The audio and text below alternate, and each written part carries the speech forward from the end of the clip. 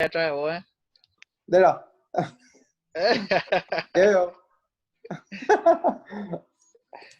Estoy ocupando acá un... Bueno, Traducción. está bien, vamos a continuar con nuestra materia. Habíamos avanzado. Yo voy a apagar mi cámara porque no consigo leer desde lejos, pero voy a estar acá. No hay problema, ya pueden apagar también sus micrófonos si quieren. Ahora ya vamos a avanzar. Dale. Dale, gracias.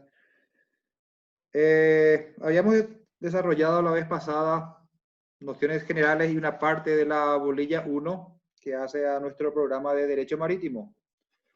En tal sentido, vamos a repasar principalmente cuál es la definición, la fuente y el objeto de nuestro derecho marítimo. Y el mismo está definido, yo la vez pasada ya les adelanté, como conjunto de principios y normas jurídicas tanto del derecho público como del derecho privado. Acá caí.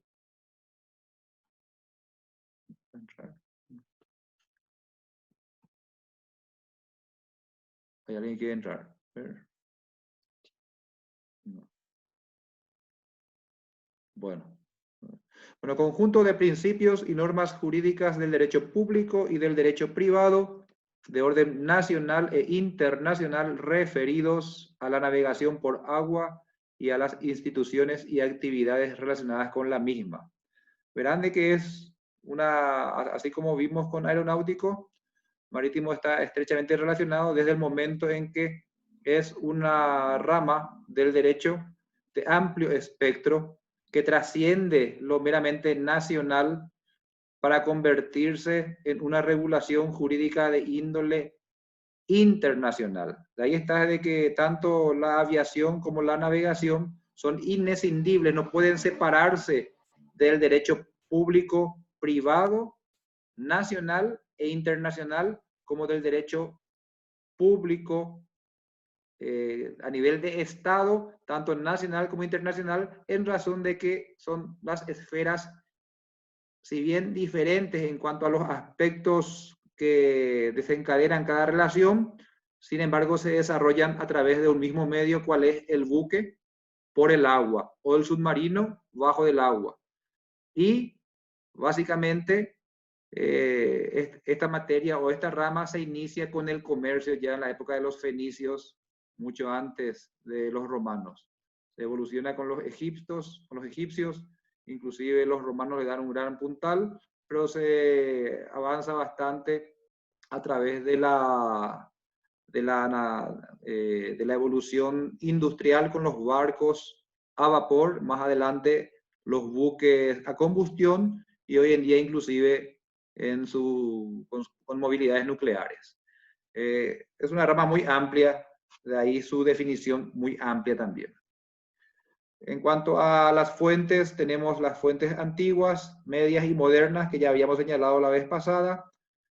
De ello podemos resumir básicamente como cualquier otra rama del derecho que tiene las fuentes actuales en la ley, la costumbre, la jurisprudencia y la doctrina, que ustedes ya saben la definición de cada uno de estos. El objeto del derecho marítimo está dado por la navegación a través del agua, ya sea por encima o por debajo. Es una estructura normativa referida a la navegación por agua y al comercio marítimo, fluvial y lacustre. Recuérdense, marítimo, mar, fluvial, ríos, lacustre, lagos. En cuanto a las características, también ya desarrollamos la vez pasada, voy a pasar esta parte y ir directamente a donde habíamos quedado, que es el punto 3 de la bolilla 1, que es el concepto o la vinculación del derecho marítimo y el derecho comercial.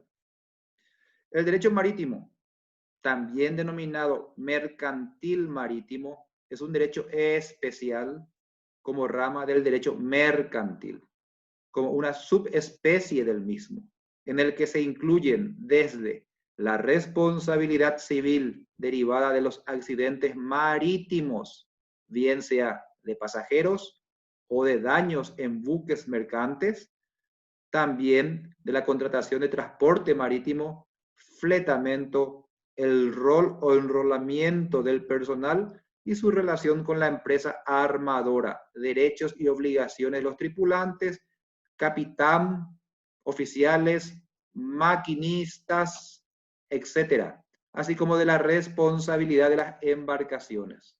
O sea, concretamente, así como habíamos ya desarrollado varios conceptos que encontramos de vuelta acá, habíamos desarrollado en el derecho aeronáutico, volvemos a encontrarlos en cuanto a esto, con la diferencia de que el derecho marítimo es un derecho mucho más anterior, de mucha más vieja data que el derecho aeronáutico, o básicamente el derecho aeronáutico se soporta en el derecho marítimo, porque el derecho marítimo surge con el comercio, con la expansión comercial a nivel de civilizaciones antiguas y evoluciona a lo que es hoy en día nivel globalizado. Hoy en día, si bien tenemos la navegación aérea mucho más rápida para ciertas cuestiones, el derecho marítimo inclusive está más desarrollado o más expandido desde el momento en que resulta mucho más barato el costo,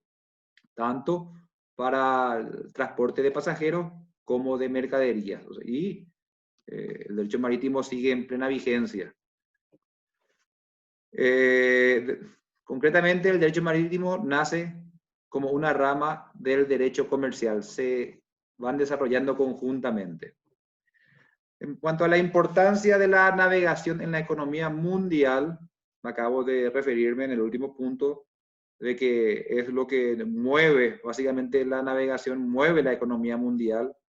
No podemos escapar de que el 80% de todo el movimiento comercial mercantil de carga se realizan a través de los buques.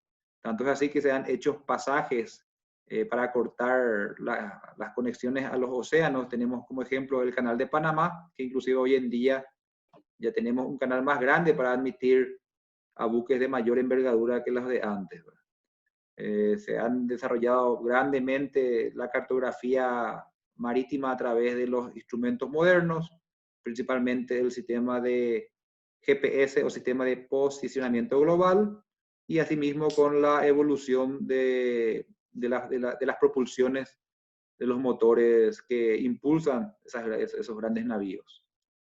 Sirve entonces la navegación en la economía mundial, ya sea como medio de comunicación, medio de conquista y medio de transporte y carga. Ello se da en el intercambio comercial a través de la expansión económica y la conquista de mercados por medio del uso de banderas o pabellones que otorgan la nacionalidad a los barcos. Sobre este punto quiero aclarar también de que tiene en común con el derecho aeronáutico de que la nacionalidad del buque está dado por la bandera o por el lugar donde se registra y puede ser registrado en cualquier país del mundo que le otorgue la inscripción y le da la nacionalidad. Entonces, de repente, puede ser perfectamente un buque americano, paraguayo, chino, pero que tenga un pabellón panameño y entonces circule a nivel mundial bajo las reglamentaciones de Panamá, que le otorga el pabellón, ya sea ¿por qué? Porque le da ventajas impositivas, económicas, subsidios, etc. Entonces, ahí estamos hablando del pabellón que otorga la nacionalidad a los barcos.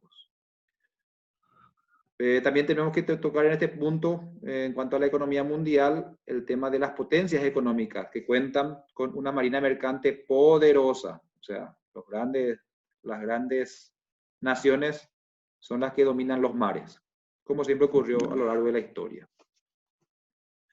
En cuanto a la importancia, en cuanto a los periodos en la historia de la navegación por agua, ya habíamos también tocado someramente la vez pasada, y tenemos tres épocas bien marcadas en el desarrollo del derecho aeronáutico.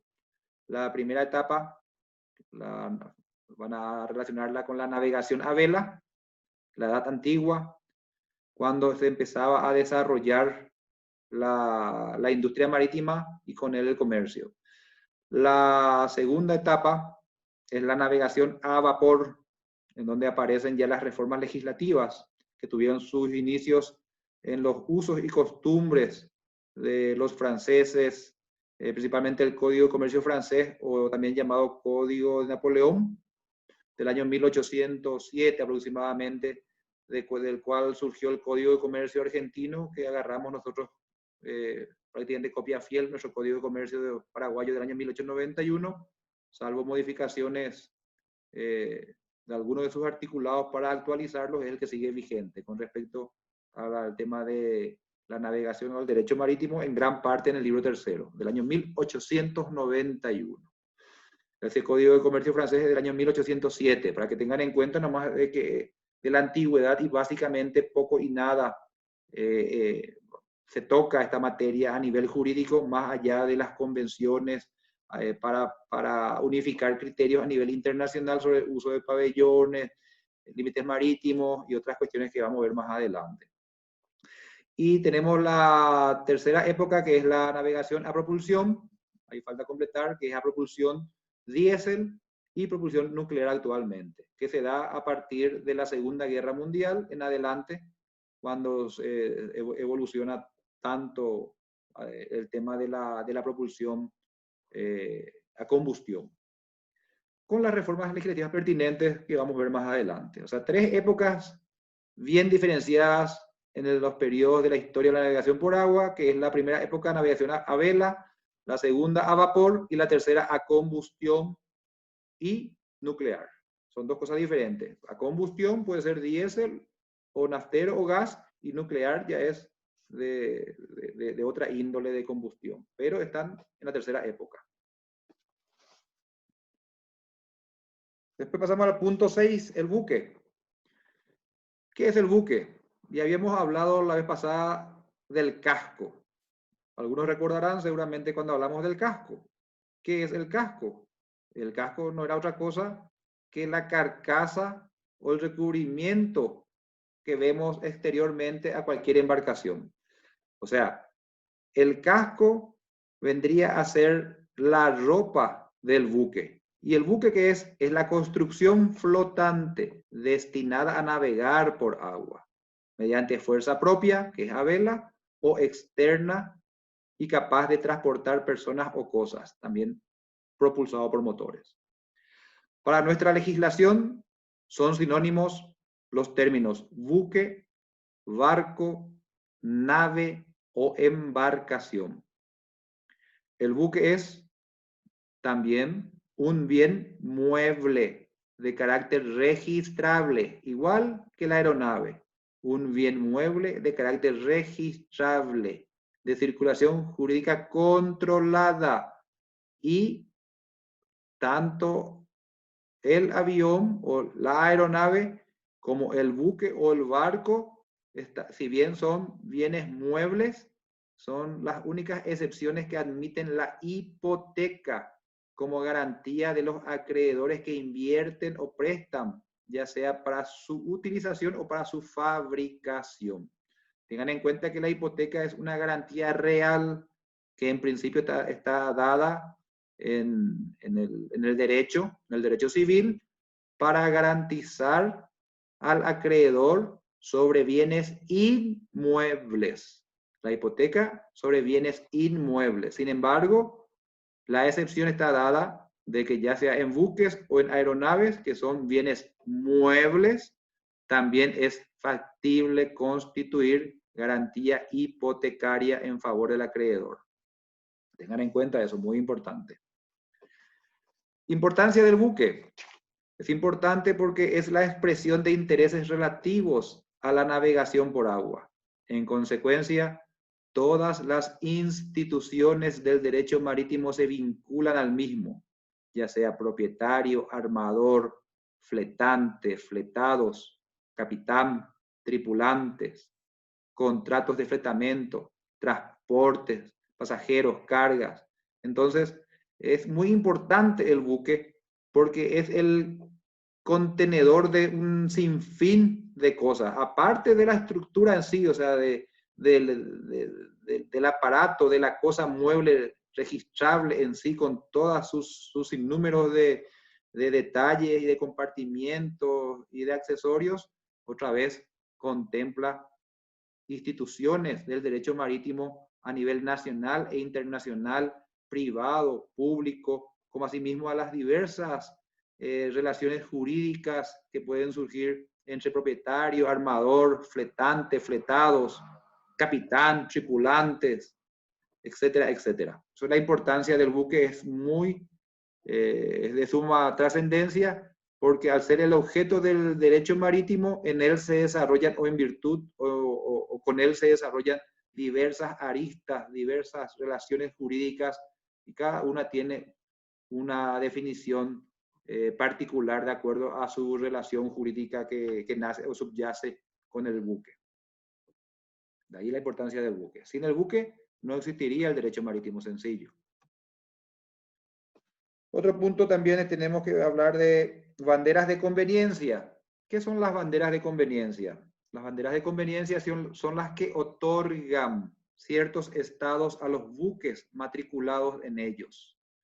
Y estas banderas de conveniencias son llamadas así porque otorgan una serie de beneficios, principalmente de orden fiscal, administrativo o laboral. Por ejemplo, tasas bajas para registrarlos, controles mínimos, tonelajes ficticios, etcétera, etcétera. Ahora, la parte negativa de llevar una bandera de conveniencia es de que de repente hay puertos en donde los navíos con banderas de conveniencia no son aceptados, no pueden atracar.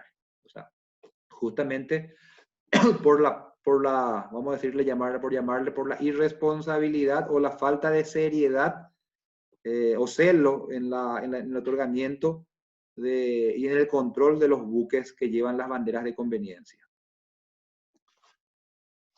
En cuanto a los libros y documentos del buque, podemos citar el libro de rol, el libro de cargamento o sobordo, libro de cuenta y razón, libro de bitácora, que es el diario de navegación, libro de quejas en barco de pasajeros, etc.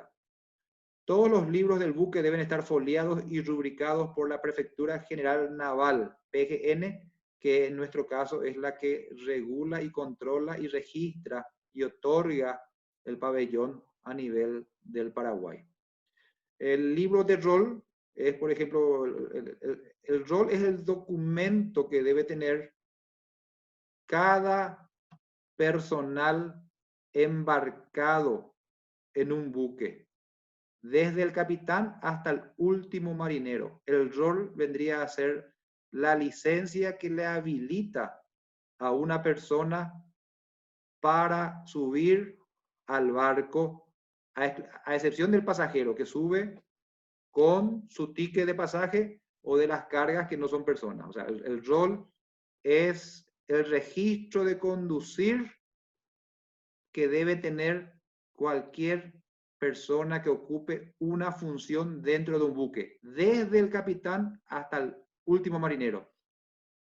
El rol le otorga la Prefectura General Naval y está dado para cada categoría. Por ejemplo, el rol del capitán, el rol del maquinista, el rol del marinero.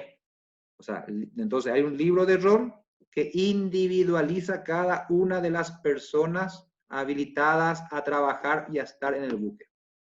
El libro de cargamento o sobordo, evidentemente su nombre ya lo indica, vendría a ser el que lleva el inventario de la carga que va adentro, ¿verdad? Cuando es un buque de carga. Libro de cuenta y razón, que está relacionado con el libro de cargamento, que da, por ejemplo, de dónde viene ese cargamento, por qué razón y a dónde tiene que llegar.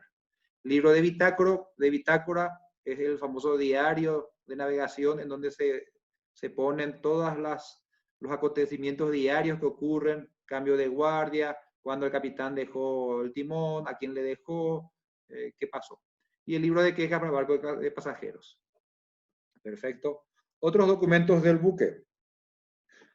Tenemos, por ejemplo, certificados de matrícula, certificados de navegabilidad, arqueo.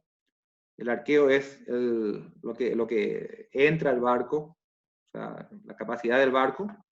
Seguridad de máquinas, seguridad del casco y aparejos, certificados que dan cuenta de la sanidad. comunicaciones, manifiesto de carga, póliza de fletamento, póliza de seguro, copia de título de propiedad de la nave, un ejemplar del Código de Comercio. Son otros documentos también que porta todo buque. En cuanto al personal marítimo, que es el último punto de la bolilla 1, está como principal el capitán. Al igual que en el avión, en el buque, el capitán es el personal marítimo de más alto rango y es la persona encargada del mando de un barco. En el mar, el capitán ejerce el comando absoluto de su barco, ya sea en el mar, ya sea en el río, ya sea en el lago. Todo barco, toda embarcación tiene un capitán y ese es el que ejerce el comando absoluto. Es el máximo responsable de la seguridad de los pasajeros, de la tripulación y de todas las maniobras, por lo que se ha de encontrar en cubierta cada vez que hay que hacer una maniobra, ya sea de atracar o desatracar. Después están los personales superiores. Está el maquinista naval superior, está el práctico, que es maquinista de primera, segunda y tercera categorías, está el piloto, está el patrón de primera, segunda y tercera clase, patrón timonel, están los personales de servicios auxiliares, médicos, radiooperador, comisarios. Todo eso vamos a desarrollar en borillas más adelante, pero básicamente un listado. Tenemos también que hablar sobre el agente marítimo, como último punto, que es la persona física o jurídica que tiene a su cargo las gestiones de carácter administrativo y comercial vinculadas a la entrada, permanencia y salida de un buque, en un puerto, por supuesto, así como el embarco y desembarco de pasajeros y tripulantes, carga y descarga de mercaderías. Es el representante del armador en un determinado puerto. El Código de Comercio paraguayo, nuestro, lo denomina consignatario. O sea, cuando encuentran la palabra consignatario, no es otra cosa que el agente marítimo, que es el operador en tierra de las operaciones, valga la redundancia, de la nave, del buque, ya sea de pasajeros o de carga. Bueno, vi ahí que entraron unos cuantos más antes que termine nuestro horario. Con esto terminamos la bolilla 1. Me gustaría que habiliten su micrófono. Doctor, una pregunta. Sí. Con relación a carga y descarga de mercadería y a los tripulantes, en cuestión de las sanciones, ¿dónde tenemos que ceñirnos nosotros? El capitán es el encargado de aplicar las sanciones y eventualmente se registra en el diario, en la bitácora de a bordo, todas las cuestiones. El capitán inclusive tiene la potestad de ordenar el arresto y una vez llegado a puerto, ponerlo a disposición de las autoridades del estado donde atraca. El capitán es el que aplica las sanciones en base a... Ahí se rige con el Código Penal. Sí, o sea, depende. Si es que, por ejemplo, se cometió un homicidio dentro de la embarcación, evidentemente que el capitán tiene las atribuciones pertinentes para agarrar, apresar, ponerlo al resguardo, manejar toda la situación, resguardar inclusive los elementos probatorios y, vamos a decir, aislar la escena del crimen y cuando llega a puerto, someterlo a la justicia penal del puerto, o sea, del lugar donde llega. El capitán es el encargado de todo eso. ¿Otra pregunta?